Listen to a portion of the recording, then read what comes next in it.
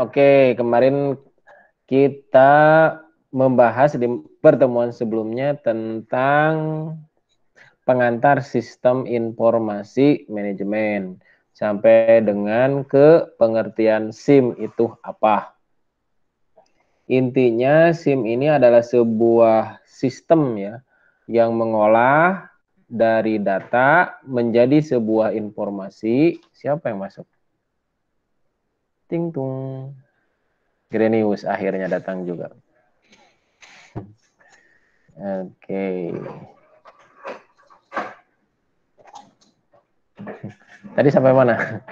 Nah, intinya sistem informasi itu sebuah sistem, adanya sebuah sistem yang mengolah dari data menjadi informasi, kemudian dimanfaatkan untuk manajemen atau perusahaan atau organisasi dalam pengambilan keputusan. Baik itu keputusannya yang bersifat taktis, pendek gitu ya, harian, atau yang sifatnya jangka panjang, strategis. Itu pertemuan pertama. Nah, pertemuan yang berikutnya adalah kita mulai dari sejarah, peran, dan tren SIM ke depan seperti apa. Jadi mungkin kita akan melihat ke belakang, yaitu sejarahnya, kemudian saat ini gitu ya, perannya, dan ke depan seperti apa SIM ke depan. Nah, kurang lebih seperti itu. Jadi capaian pembelajaran pada pertemuan kali ini memahami sejarah SIM, kemudian memahami pengguna SIM-nya itu siapa sebelum ke peran ya. Karena kalau untuk peran kan lebih kepada orang yang memerankan. Tetapi sebelum ke peran harus tahu dalam hal ini penggunanya siapa.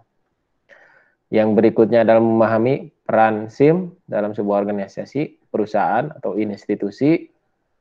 Kemudian tren ke depan SIM, termasuk peluang-peluangnya apa nih bagi kita sebagai mahasiswa dan nantinya ketika kita terjun ke dunia kerja. Oke. Jadi dalam bahasa Inggris itu manajemen information system ya. Nah, pendahuluan.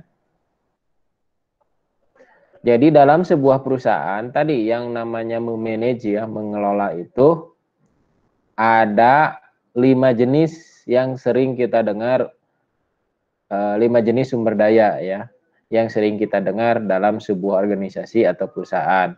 Apa aja itu? Ada man, money, material, mesin, dan metode. Ada orangnya, ada media transaksinya. Money ini bisa dalam bentuk uang digital atau bentuk transaksi lain. Kemudian material, bahan baku kerja atau bahan baku produksi mungkin kalau di pabrik gitu ya. Ada mesin, peralatan, termasuk sesuatu yang memproduksi sesuatu, komputer bisa. Dan metode. Metode ini termasuk SOP, prosedur kerja, dan seterusnya. Nah, kekinian muncul lagi satu yang namanya informasi yang menjadi sebuah sumber daya sebuah organisasi. Nah, tren saat ini informasi ini sangat penting. Bahkan katanya data atau informasi ini di era zaman sekarang sangat mahal gitu ya. Jadi yang termahal itu bukan emas sekarang, tapi data dan informasi. Makanya orang kenapa membeli sebuah perusahaan, karena di perusahaan tersebut banyak data dan informasinya gitu ya. Bukan karena hal lain, biasanya poin pertama itu. Dan informasi data ini bisa dimanfaatkan untuk kegiatan-kegiatan lain, untuk marketing misalnya, atau yang lainnya, gitu ya. Jadi dalam sebuah perusahaan, informasi ini ibarat darah. Kalau darah kan harus mengalir dalam sebuah perusahaan.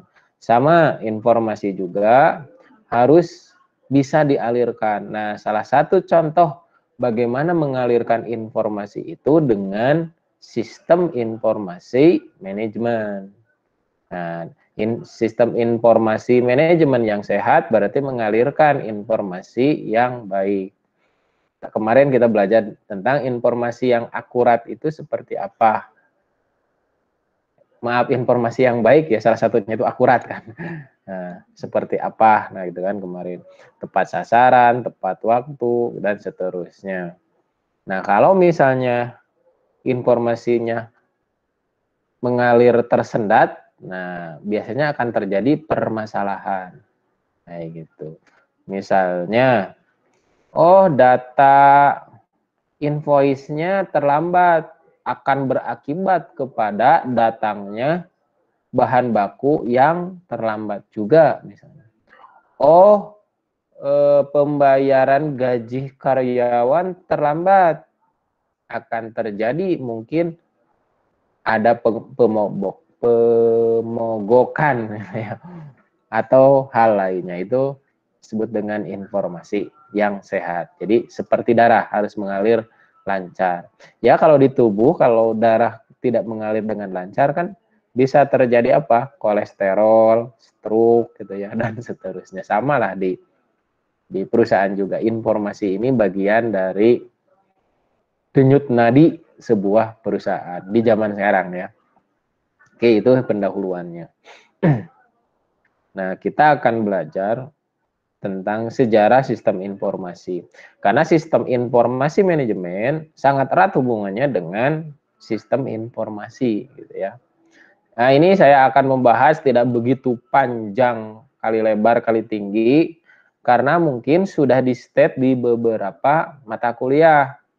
Misalnya di mata kuliah pengenalan teknologi informasi dan komunikasi biasanya sudah dijelaskan tuh sejarah apa? Sejarah komputer, hardware, software, dan seterusnya. Jadi sejarah sistem informasi juga tidak luput dari bagaimana perkembangan perangkat komputer, perangkat hardware. Dari dulu yang segede gaban, kalau belajar PTIK dulu ya, yang ukurannya setengah lapangan bola itu ya untuk satu komputer, sampai sekarang ada di genggaman tangan. Itulah perkembangan hardware ya, dari mainframe gitu ya, satu sumber komputer, kemudian orang itu di kliennya hanya tersimpan keyboard dan monitor, sedangkan pemrosesannya di pusat gitu ya. Kemudian kekini lagi ada mikrokomputer atau kita kenal dengan PC gitu ya. Baik itu PC yang sifatnya desktop ataupun laptop gitu ya. Kemudian ada superkomputer, di mana superkomputer ini mengolah data dengan spesifikasi yang tinggi, biasanya untuk pengolahan data-data yang besar, misalnya untuk perakiraan cuaca. Wah, itu kan datanya sangat besar. Atau untuk data mining misalnya ya, menambang data dan seterusnya. Nah, ini akan berpengaruh terhadap sistem informasi manajemen, bagaimana data dan informasi diolah. Nah, termasuk perkembangan softwarenya juga gitu ya. Dari zaman dulu mungkin untuk menjalankan satu buah informasi ini atau data diproses ini butuh 10 menit, sekarang hanya butuh 1 detik dengan sebuah software tertentu. Termasuk jenis-jenis software, kalau di sini ada yang mendukung terhadap sistem informasi ini ya. Ada sistem operasi, kita tahu sistem operasi ini fungsinya sebagai jembatan terhadap perangkat keras gitu. Perangkat keras bisa berfungsi di komputer itu karena ada sistem operasi, termasuk basic atau landasan terhadap perangkat-perangkat lunak di atasnya. Kita install Office, kita install Corel Draw, dan seterusnya. Kemudian ada open source, di mana aplikasi ini terbuka, kita bisa modifikasi, kita bisa buat ulang ya. Kemudian ada aplikasi atau software utility, software untuk kebutuhan khusus. Misalnya untuk mengkompres sebuah file ada WinZip, untuk scan virus ada antivirus, dan seterusnya. Kemudian ada bahasa pemrograman. Dengan bahasa pemrograman ini kita bisa meng-create sebuah program baru tentunya. Kemudian perkembangan terhadap data, informasi, dan pengetahuan. Kalau dulu mungkin orang hanya bisa mengolah data dalam bentuk teks dan numerik. Sekarang kekinian sudah bisa mengolah teks, numerik, dan gambar. Kekinian lagi sudah bisa mengolah teks, numerik, gambar, dan audio. Dan sekarang sudah lengkap semuanya.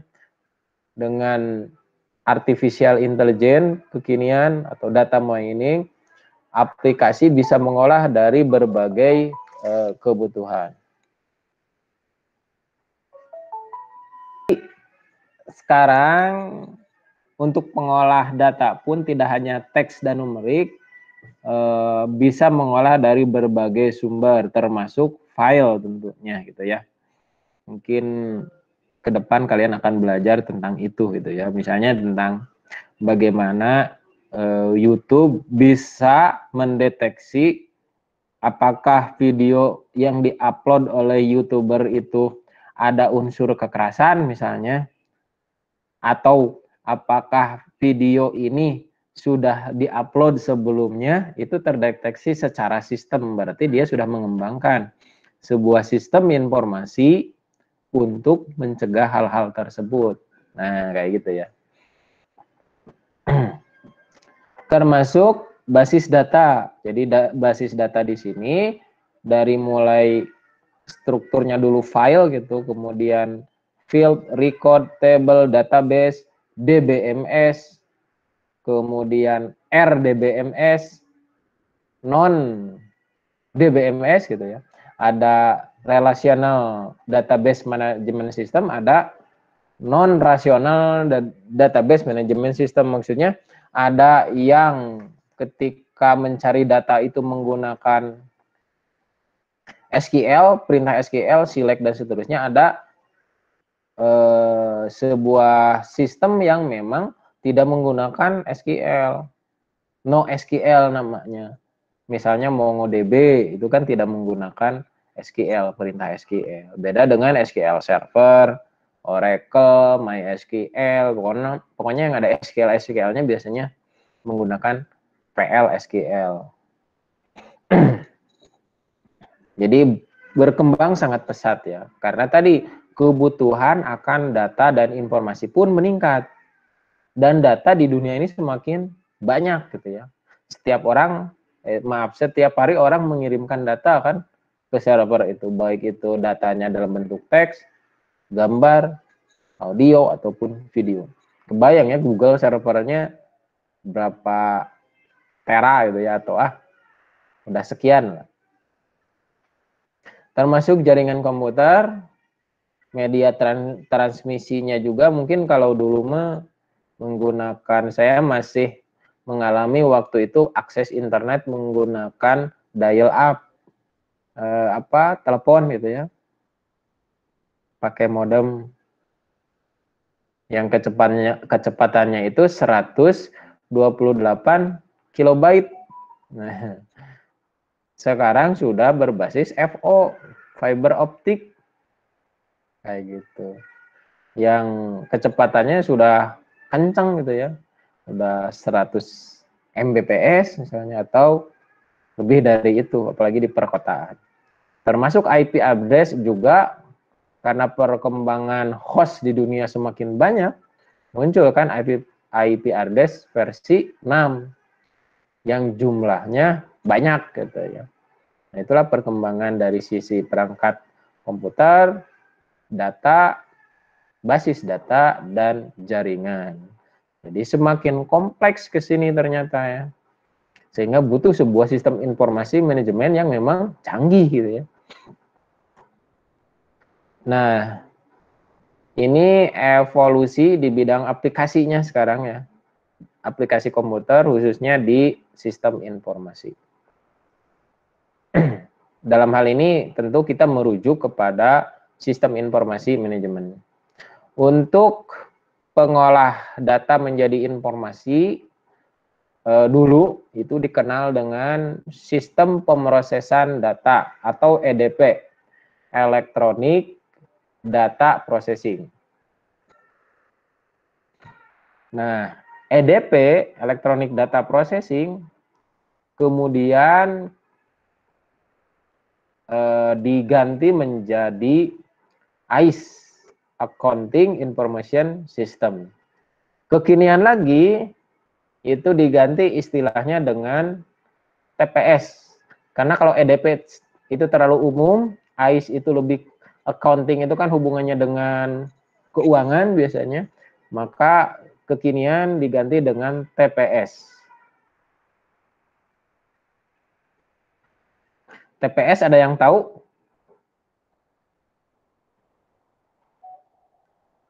Halo? TPS itu Transaction Processing System ya. Betul. Oke, yang berikutnya, nah muncul adanya sistem informasi manajemen di mana bukan hanya sampai dengan TPS, artinya data diolah kemudian menjadi sebuah informasi. Misalnya di kasir, itu kasir termasuk TPS. Jadi ngentri data lah kayak gitu, menjadi sebuah informasi. Misalnya beli mie instan 2 harganya sekian dan seterusnya, kan jadi nanti informasi itu. Nah, jadi dari TPS itu dengan adanya sistem informasi manajemen, kemudian dia akan olah sesuai dengan kebutuhan manajemen. Bentuknya apa nanti? Bisa reporting, dashboard, atau model matematis. Jadi model matematis itu model matematika ada rumusnya gitu ya. Ada rumusnya sehingga menghasilkan sesuatu informasi yang beda dari TPS. Kalau TPS kan hanya struktur record aja. Nah, dengan menggunakan matematis, bagaimana record yang berjibun banyak ini menghasilkan sebuah informasi yang mudah dibaca lagi oleh manajemen. Nah, gitu ya. Nah, kekinian lagi,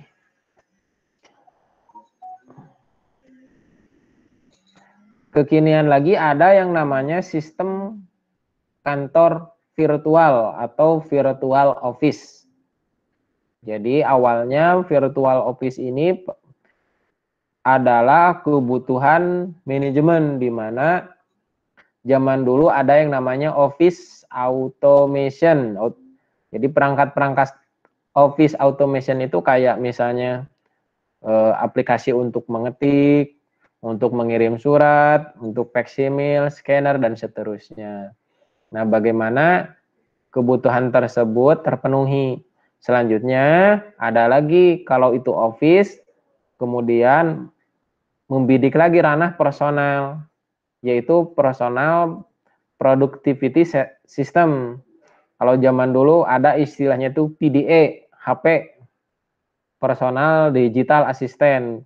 Jadi kita bisa melihat email, menyimpan event di situ, dan berbagai kebutuhan yang sifatnya dapat memandu kegiatan kita sehari-hari, khususnya yang sibuk gitu, para manajer, sehingga bisa produktif ya kan, productivity itu gitu ya. Termasuk misalnya jam meeting saya kapan dan seterusnya. Nah, PDA itu lenyap dengan adanya smartphone. Smartphone kan semakin smart itu cerdas gitu ya. Nah, itu munculnya virtual office, di mana orang bisa bekerja di mana saja, kapan saja. Tren sekarang kan seperti itu ya. Nah, kemudian muncul lagi yang namanya sistem pendukung pengambilan keputusan atau DSS bahasa Inggrisnya.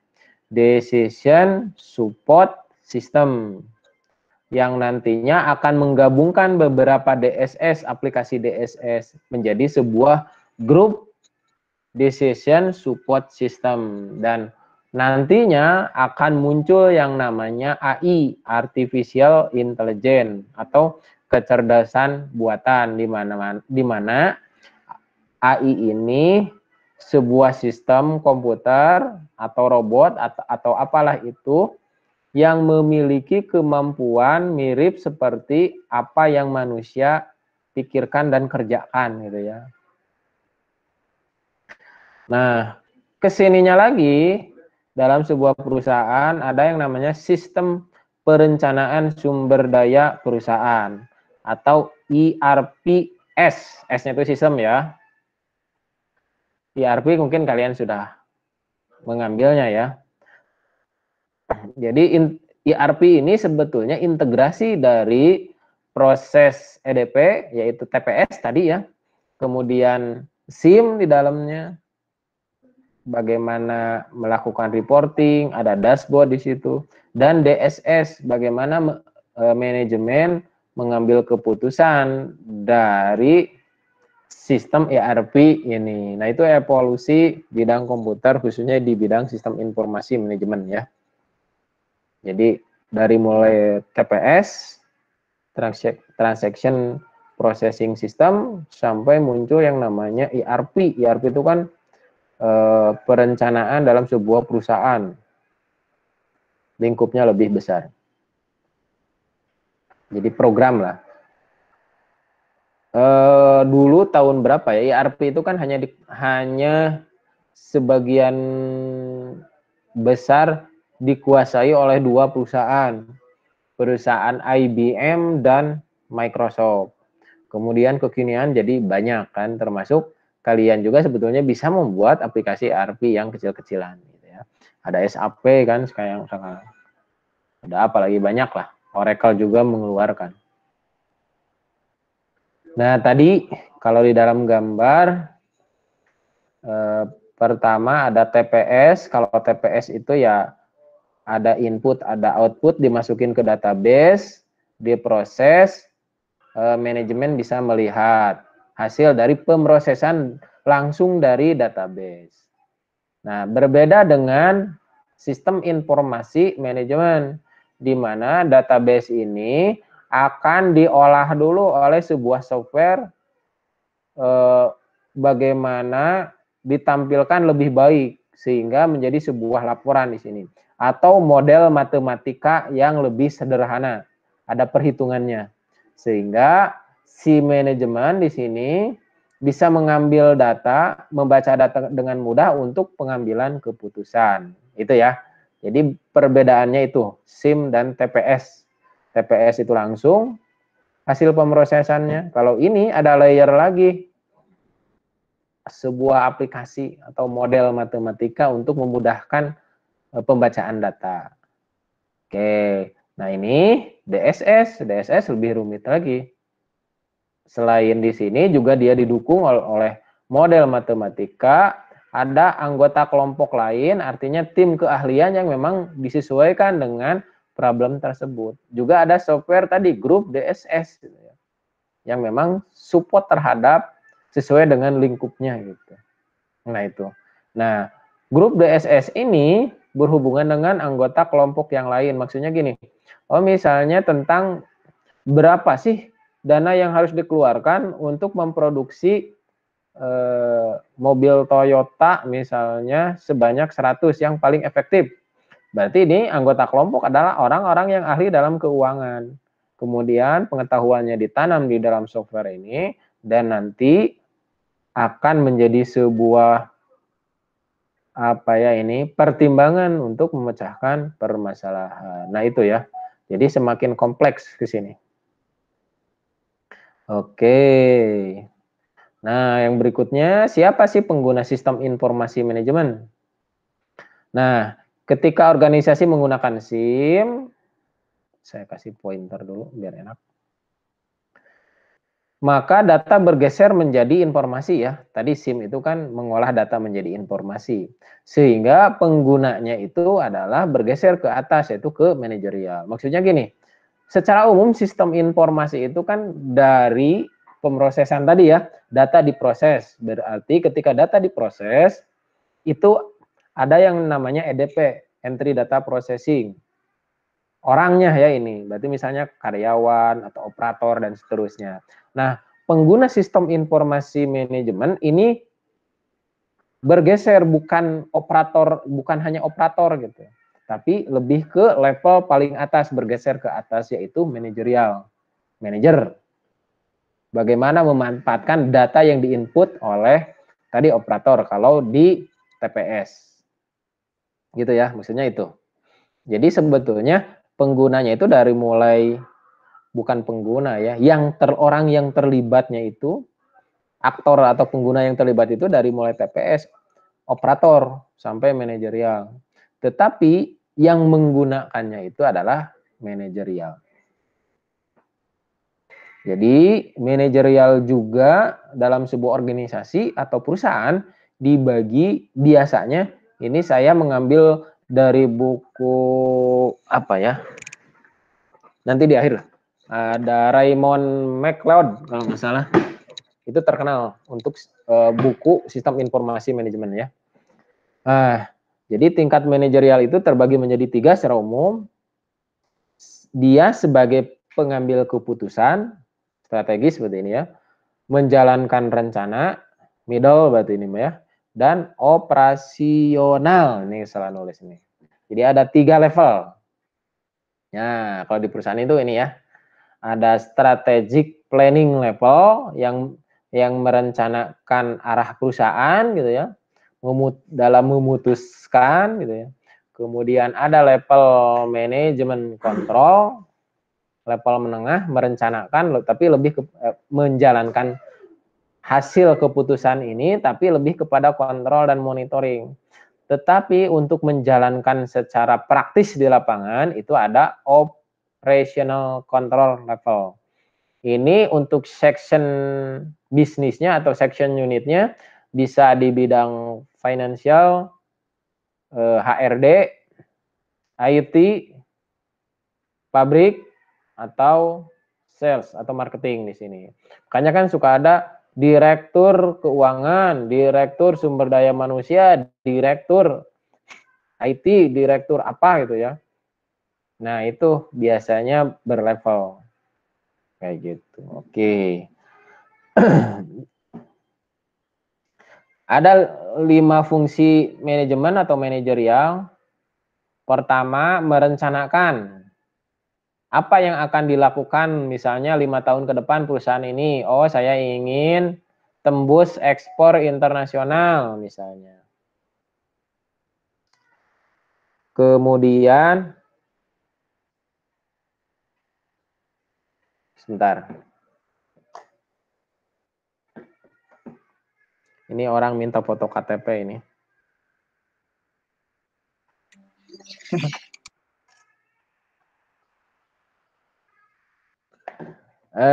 Merencanakan, kemudian yang kedua mengorganisasikan bagaimana agar tembus ekspor internasional tersebut. Oh, butuh orang marketing sekian, butuh dana sekian, butuh apa diorganisasikan, diorganize sama kita itu. Kemudian setelah itu mengisi organisasi tersebut dengan sumber daya yang dibutuhkan tadi. Oh, butuh marketing 10 orang. Oke, dek. Butuh dana sekian T, sekian M. Berarti misalnya nyari investor atau apa, pinjam ke bank, pinjam ke teman misalnya dan seterusnya. Kemudian mengarahkan fungsi yang berikutnya. Jadi mengarahkan itu setelah sumber dayanya ada, berarti bagaimana diarahkan sesuai dengan visi misinya tadi. Oh, kita 5 tahun ke depan harus bisa ekspor. Nah, misalnya gitu. Nah, kemudian mengendalikan. Berarti di sini ada fungsi monitoring, bagaimana setiap sumber daya yang ada dalam sebuah organisasi tersebut sesuai dengan tujuan, on the track. Oh, tahun pertama produksi harus mencukupi dalam negeri, tahun kedua, baru tahun keempat kita mulai penjajakan dengan beberapa negara, misalnya kayak gitu. Oke ya. Nah, peran informasi dalam memecahkan masalah tadi ya. Apa itu hasil atau output dari masalah adalah solusi. Jadi outputnya adalah solusi ya permasalahan itu. Kemudian masalah itu sebetulnya bisa dipandang dari dua. Apakah ini potensinya merugikan atau menguntungkan? Kan banyak yang mendapat keuntungan dari permasalahan ya. Apalagi orang Indonesia kan mencari keuntungan itu dari masalah orang. Kemudian yang disebut dengan keputusan adalah tindakan, berarti yang dipilih oleh manajerial atau manajer. Alternatif dari beberapa pilihan tentunya ya. Bisa 1, bisa 2, bisa 3 keputusan itu ya. Saya memutuskan 1, 2, 3, boleh saja kayak gitu ya. Manajerial itu ya, jadi memberikan solusi, kemudian dia bisa memilih dan melihat apakah ini merugikan atau menguntungkan, dan melakukan tindakan untuk keputusannya. Nah, istilah manajer ini di zaman sekarang itu banyak istilah, kayak misalnya ada CEO, kemudian CTO, COO, CFO, CMO, dan seterusnya. Ya, kurang lebih untuk lebih keren lah.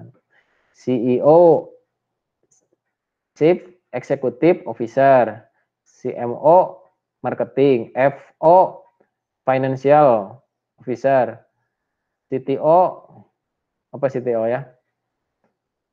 Teknik ya. Lebih kepada operasional itu ya. Kemudian COO, apa COO? Saya lupa. Pokoknya intinya itu level manajerial biasanya. Nah, yang terakhir, ini tren ke depan teknologi informasi, hubungannya dengan sistem informasi apa aja sih gitu ya. Semakin ke sini, media komputasi semakin rendah biayanya, semakin murah gitu ya. Mungkin kalau zaman dulu untuk spek sekian tuh butuh berapa, kalau sekarang tidak semahal zaman dulu gitu ya. Bahkan kan komputer itu zaman dulu diciptakan tidak untuk kebutuhan personal gitu ya, hanya untuk perusahaan. Tapi kan sekarang sudah merambah ke personal, bahkan sudah di genggaman. Ukurannya semakin kecil sehingga para manajer siapapun itu bisa dibawa kemana-mana, lebih fleksibel. Terkoneksi, walaupun kecil, bisa terhubung ke berbagai perangkat, berbagai orang, berbagai tim, dan seterusnya. Kolaborasi, nah tren ke depan ini perusahaan-perusahaan tidak bisa berdiri sendiri. Kolaborasi yang terpenting. Sama manusia juga, kalian juga. Ke depan untuk bekerja tidak bisa sendiri. Kaya data dan informasi, jadi di dunia ini sekarang informasi dan data itu sangat kaya, tapi bagaimana kita memanfaatkannya gitu ya. Infrastruktur yang lebih fleksibel, kalau zaman dulu ketika seseorang ingin membuat sebuah perusahaan, mungkin harus membeli berbagai peralatan yang mendukung secara fisik dan berbentuk aset. Misalnya harus beli komputer server, beli apa, dan seterusnya. Sekarang sudah ada yang namanya hybrid cloud, di mana untuk berbagai kebutuhan perusahaan sudah tersedia dalam bentuk cloud internet gitu ya. Saya ingin misalnya aplikasi accounting sudah ada disediakan. Saya ingin penyimpanan storage, sudah ada. Storage itu penyimpanan ya. Penyimpanan data maksudnya sudah ada. Saya ingin sebuah aplikasi untuk kolaborasi, sudah ada. Saya ingin kantor virtual, juga sudah ada kan sekarang. Jadi tantangan ke depan dan peluangnya sangat besar gitu ya bagi kita untuk membuat sebuah sistem, baik itu sistem informasi manajemen ataupun membuat sebuah perusahaan gitu. Nah, kecerdasan buatan tren ke depan itu dan machine learning, di mana banyak perusahaan sudah memanfaatkan kecerdasan buatan ini gitu ya. Misalnya Apple dengan Siri gitu ya. Siri itu kan sebuah aplikasi kayak Google apa ya, Google Talk ya.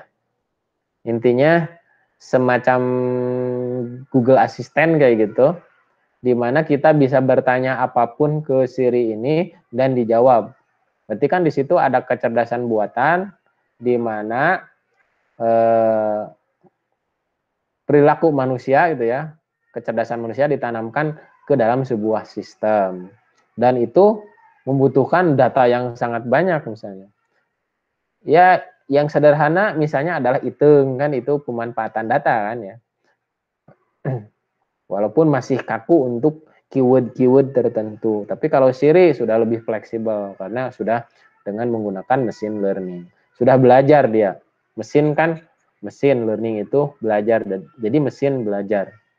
Jadi ini artificial versi 1 nanti katanya 2024 ke sana, 2003 2004 ke sana itu akan muncul AI versi 2 di mana robot bisa melahirkan robot. Kebayangnya? Nah, ini dikhawatirkan oleh orang-orang itu termasuk manusianya. Karena nanti robot-robot itu akan seperti manusia pada umumnya gitu, bersosialisasi gitu ya, melakukan pekerjaan dan seterusnya. Kemudian apa hubungannya dengan SIM? Jelas, ini akan mempermudah gitu ya, mempermudah perusahaan dalam pengelolaan sumber daya di dalamnya. Karena kan yang namanya mesin atau robot itu tidak lelah dia selama ada baterai gitu ya, atau informasi di dalamnya, tidak akan demo gitu ya, dalam tanda kutip. Tapi kan kalau ditanamkan pengetahuan seperti manusia mungkin saja. Yang berikutnya ada Tesla. Mungkin kalian dengar Tesla itu hanya yang diinformasikan oleh Tesla itu lebih kepada kecerdasan autopilot mobil ya. Jadi mobil tanpa supir gitu ya. Dia bisa memanfaatkan aplikasi berbagai data termasuk dari Google dan seterusnya. Nah, dan termasuk sistem robotik tadi ya. Oke, itu tentang sejarah atau perkembangan SIM, peran SIM, kemudian tren ke depan SIM itu nanti akan seperti apa. Terima kasih, silahkan berdiskusi.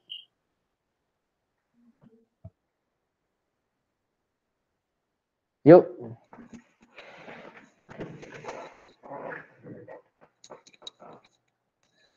Kebayang nggak ya? Akbar kebayang apa yang saya terangkan? 50-50 Pak.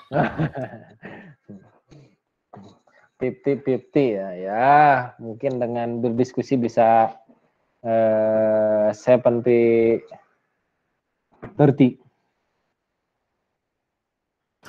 Boleh minta itunya Pak, PPT-nya Pak?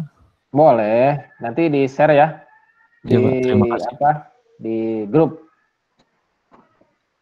Oke, ada yang lain?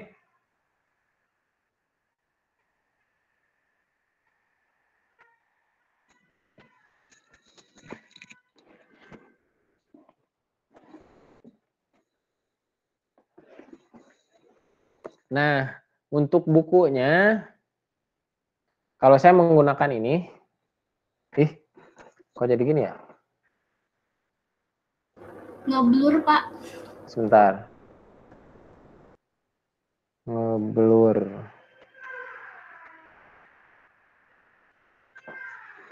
Kebalik. Kebalik. Gimana nih? Ya. Sistem Informasi Manajemen oleh ini Raymond McLeod. Ini ada yang versi bahasa Inggris, ada yang bahasa Indonesia. Ini bagus sekali. Saya pakai 3 buku kurang lebih. Selain dari internet ya, tapi kalau di internet kan kurang begitu jelas referensinya. Terus ini Sistem Informasi Manajemen Tata Subari, dan yang kecil ini. Tapi ini kalau ini saya lihat lebih teknis ke komputernya kalau ini. Tapi kan manajemen itu bukan hanya komputer sebetulnya yang dibahas, tapi sisi manajerialnya juga tadi gitu ya. Bagaimana di dalamnya itu merencanakan, mengorganisasikan, melakukan controlling terhadap perencanaan yang didukung oleh sistem informasi. Nah itu.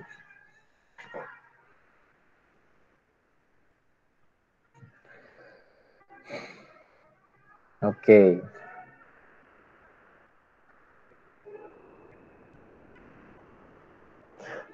Jadi lingkup sistem informasi itu sebetulnya dari mulai tadi TPS sampai menjadi sebuah dashboard. TPS itu kayak kalian ke kasir, ngentri data, itu TPS namanya. Transaction Processing System. Jadi sistem transaksi gitu ya, transaksi. Jadi input data itu bagian dari sistem informasi manajemen. Kan itu nanti akan ditarik datanya ke atas menjadi sebuah apa gitu. Contoh sederhana kayak gini aja. Kalau di minimarket misalnya ya, kenapa tisu misalnya ya, jualan tisu itu dekat dengan kecap misalnya ya, itu berdasarkan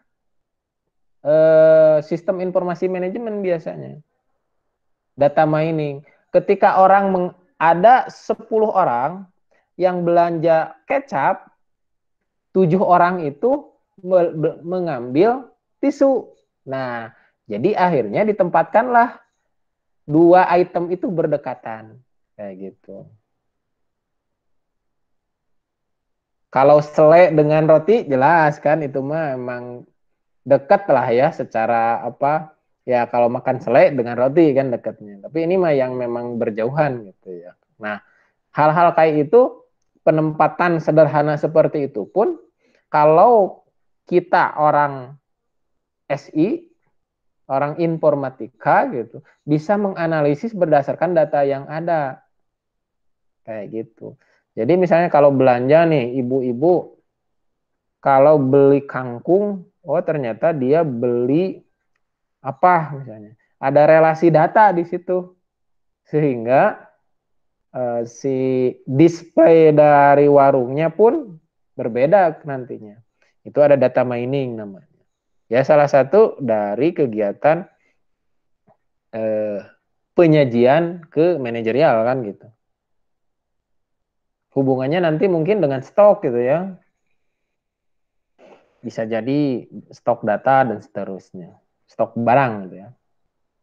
Banyak sekali faktor untuk dimanfaatkan oleh kalian bagaimana data dan informasi mendukung manajerial, manajemen maksudnya ya dalam sebuah organisasi. Dan nanti ketika PKL itu kalian di situ mulainya. Kalian jalan-jalan dulu biasanya seminggu di perusahaan tersebut. Ada permasalahan, ngobrol-ngobrol sehingga kalian bisa membuat dari mulai EDP gitu ya, DSS, sampai mungkin bisa membuat ERP-nya dalam sebuah perusahaan. Kan keren gitu. Tentu tidak bisa langsung jadi gitu ya.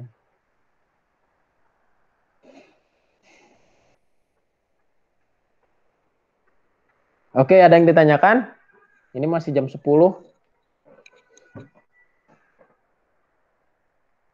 Tapi kebayang lah ya.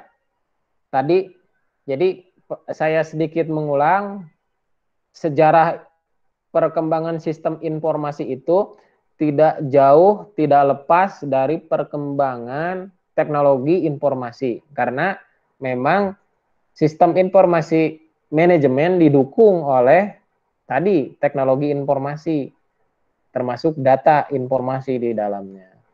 Kayak tadi misalnya perangkatnya dari dulu sampai sekian gini dan seterusnya. Nah, peran jelas peran sistem informasi untuk mendukung tadi ya, mendukung pengambilan keputusan manajerial yang terbagi jadi 3 tadi ya manajerial itu.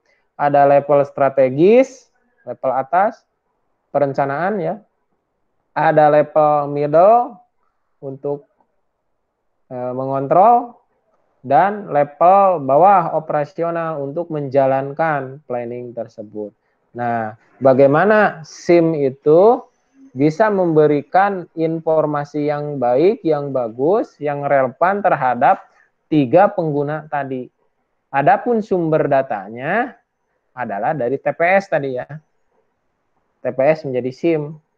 Pengolahannya bisa berbagai bentuk tadi ya, bisa digabungkan dengan model matematis dan seterusnya. Nah, tren ke depan ini akan semakin kompleks gitu ya. Dengan datanya yang ngejibun, dengan berbagai sumber, kita harus melakukan kolaborasi. Karena tantangan perusahaan pun sangat kompleks sekarang ini gitu ya. Tadi ada artificial intelligence, kecerdasan manusia ditanam menjadi di sebuah mesin atau robot. Nah, itu banyak dimanfaatkan oleh perusahaan. Perusahaan-perusahaan besar sudah mulai menggunakan virtual assistant kan ya. Itu pemanfaatan SIM. Kayak Telkom, ada yang namanya Veronica, Poltekpos itu misalnya, apalagi banyak. Ada tadi ya, kalau Apple ada Siri dan seterusnya. Sehingga tadi mengurangi sumber daya gitu ya. Nanti mungkin tidak ada namanya apa itu teh? Yang calling-calling kayak gitu teh. Petugas apa ya? Yang menerima pengaduan kayak gitu. Call center, Pak. Nah, call center mungkin jadi nggak ada mungkin nanti. Dengan adanya pemanfaatan teknologi itu. Tentu berdasarkan data. Jadi datanya itu apa? Ya, call center dulu yang banyak nanya apa ya? Nah, itulah menjadi sumber informasinya. Oh, kalau di Poltekpos banyak nanya perihal misalnya nilai. Oh, itu menjadi sebuah keyword terhadap hitung. Oh, kalau nilai berarti harus ada key-nya apa? Oh, NPM. Oke, dengan berdasar NPM dan yang ditanyakan nilai, maka akan keluar informasi apa? Oh, informasi perihal nilai dia selama perkuliahan dari mulai semester 1 sampai sekian. Sama, kan itu adalah data masuk, kemudian diolah, kemudian menjadi sebuah informasi dan pengetahuan bagi si pengguna. Nah, kayak gitu. Nanti mungkin tugas akhir kalian bisa jadi membuat seperti itu. Kan bagus gitu.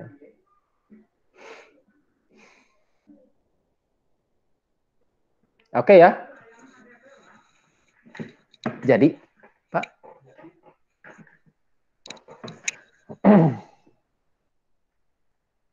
Oke, ada yang ditanyakan? Udah berapa persen sekarang, Akbar? 70, Pak. Lumayan lah. Oke. Nggak ada ini? Nah, kalau nggak ada, minggu depan, saya tuh menjanjikan minggu keberapa presentasi ya?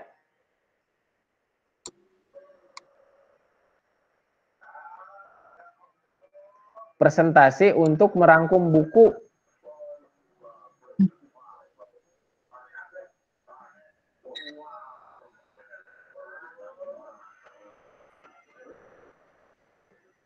Ada nggak?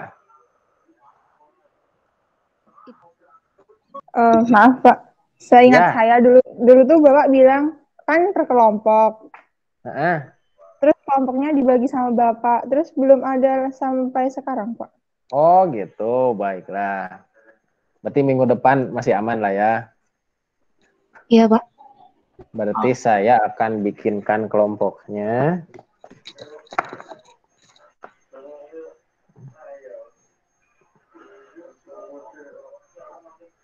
Oke, sip.